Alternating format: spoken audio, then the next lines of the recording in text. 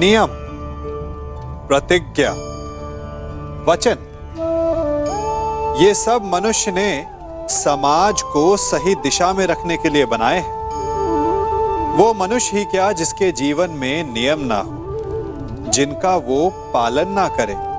परंतु समय के साथ चलने के लिए नियमों को बदलना भी आवश्यक होता है, क्योंकि ये आज का समय ही तो है जो बीत जाने के पश्चात इतिहास बन जाएगा।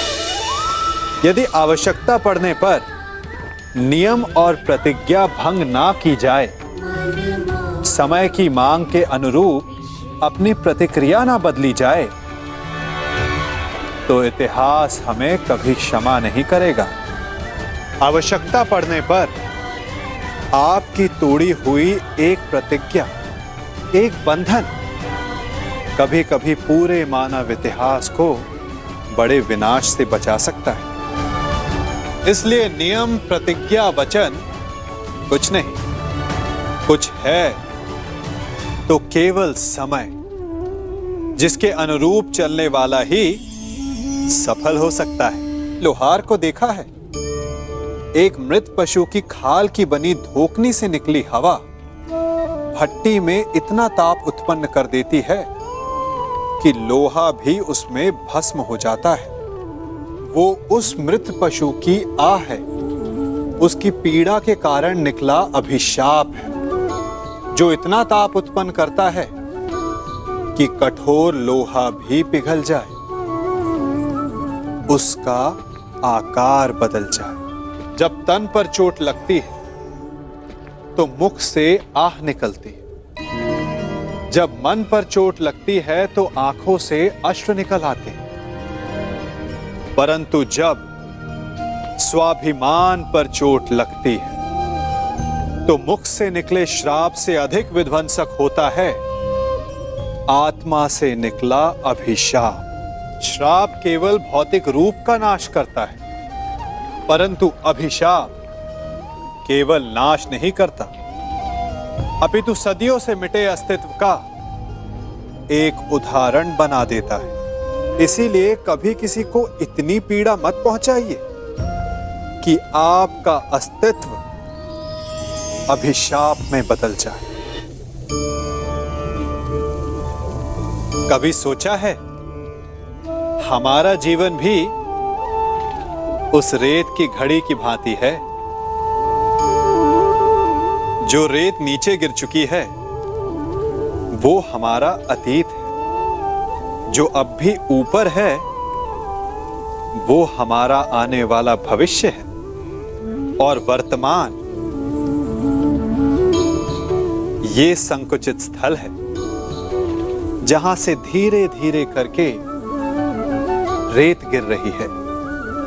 अर्थात हमारे पास जीने के लिए यही एक क्षण है। उसका उपयोग कैसे करना है ये हम पर निर्भर करता है। जो बीत गया उसका दुख मनाना है, या जो भविष्य में होने वाला है उसकी प्रतीक्षा में क्रोध करना है। सब कुछ करने के लिए यही एक क्षण है। प्रसन्न रहना है तो उसके लिए भी यही एक पल है। प्रतीक्षा करते रहोगे तो ये पल भी भूतकाल में बदल जाएगा। इसलिए आनंद के लिए, परोपकार के लिए प्रतीक्षा ना कीजिए। आपके पास जो पल है उनका भरपूर सदुपयोग कीजिए, क्योंकि इस घड़ी को पलटकर आप फिर से समय अवश्य गिन सकते हैं, परंतु अपना बीता हुआ समय आप वापस नहीं लौटा पाएंगे। पाषाण में जीवन नहीं होता, ना लौह में, ना ही माटी में, परंतु पाषाण पर जब चोट पहुंचाई जाती है तो उसमें चिंगारी उत्पन्न होती। लौह से लौह टकराता है तो ताप उत्पन्न हो जाता है, और माटी को भी जब रौंदा जाता है तब वो भी अपना रंग बदल लेती है। जब निर्जीव वस्तुएं भी सीमा से अधिक चोट पहुंचाने पर प्रतिक्रिया देती है तो एक जीवंत मनुष्य क्यों नहीं देगा?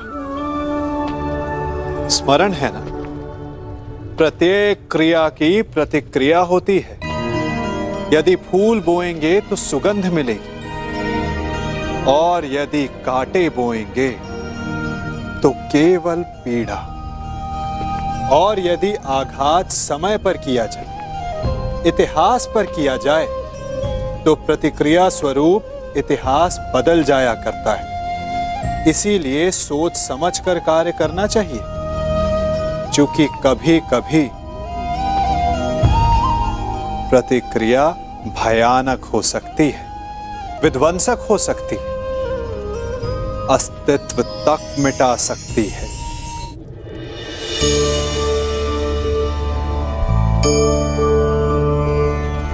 मनुष्य के जीवन में संतान का बहुत महत्व है।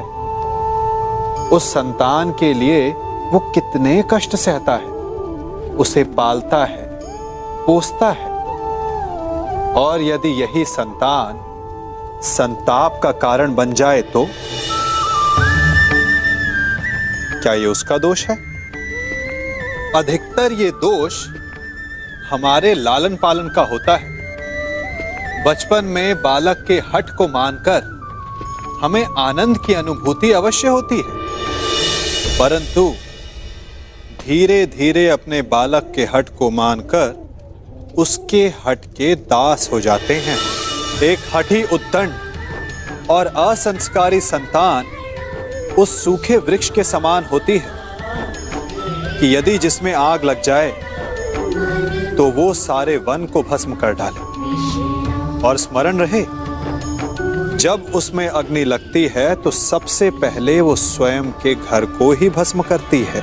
इसलिए जब आवश्यकता हो तो अपनी संतान के हठ का विरोध करें, उसे रोकें, क्योंकि यदि समय रहते ऐसा ना किया गया तो भविष्य में इस समस्या के परिणाम गंभीर हो सकते हैं।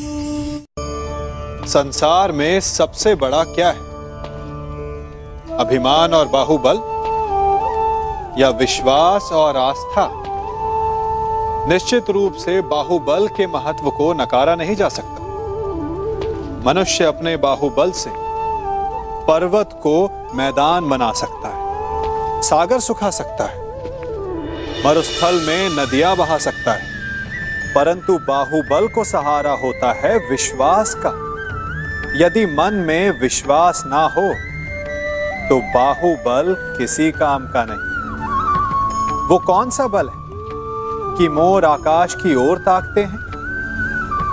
वो विश्वास ही तो है जिसके कारण वर्षा होती है और दोनों की प्यास बुझती है। परंतु जब पाप के बाहुबल का सामना धर्म के विश्वास से होता है तो बाहुबल हार जाता है और जीतता है विश्वास। विजय होती है आस्था की।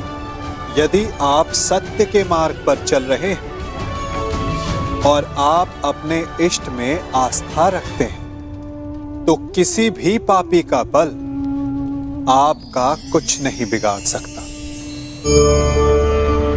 क्षमा बढ़न को चाहिए, छुट्टन को उत्पाद। क्षमा इस संसार में शांति का, सुख का मूल आधार है। क्षमा आपके मन से प्रतिशोध और शत्रुता जैसे भावों को समाप्त करती है। परंतु क्या हर स्थान पर क्षमा आवश्यक है? क्या प्रत्येक का अपराध क्षमा करने के योग्य होता है? नहीं। कभी कभी उसे क्षमा करके हम उस व्यक्ति को और बड़ा अपराध करने की प्रेरणा देते हैं। और ऐसा ही अपराध है स्त्री का मान भंग करना, जिसमें क्षमा की कोई अवस्था नहीं। यदि सिंह भूल से गाय के बछड़े का अखेट कर ले तो उसे क्षमा किया जा सकता है, परंतु यदि वो नरभक्षी हो जाए तो उसके केवल दो स्थल होते हैं, या तो पिंजरा या फिर मृत्यु की गोद।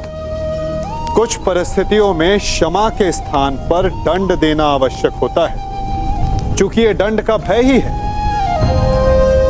जो लोगों को वो अपराध करने से रोकता है।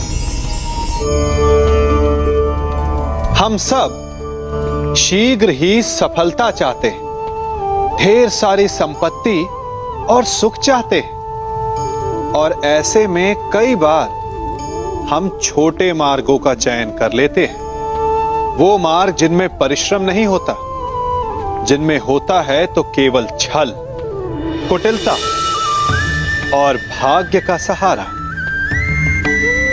जैसे कि जुआ।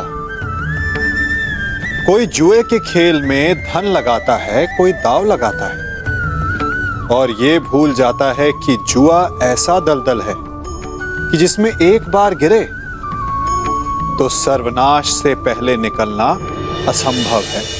यदि आप जीते तो और जीतने की भूख बढ़ जाएगी, और यदि आप कुछ हार बैठे तो उसे पुनः पाने के लिए आप फिर से खेलेंगे। मनुष्य को ये आभास ही नहीं होता कि अपनी संपत्ति के साथ साथ वो अपनी मानवता, अपने संस्कार, अपना धर्म और अपना उत्तरदायित्व तक सभी जुए की भेंट चढ़ा देता है। इसलिए कुछ पाना है तो परिश्रम से पा।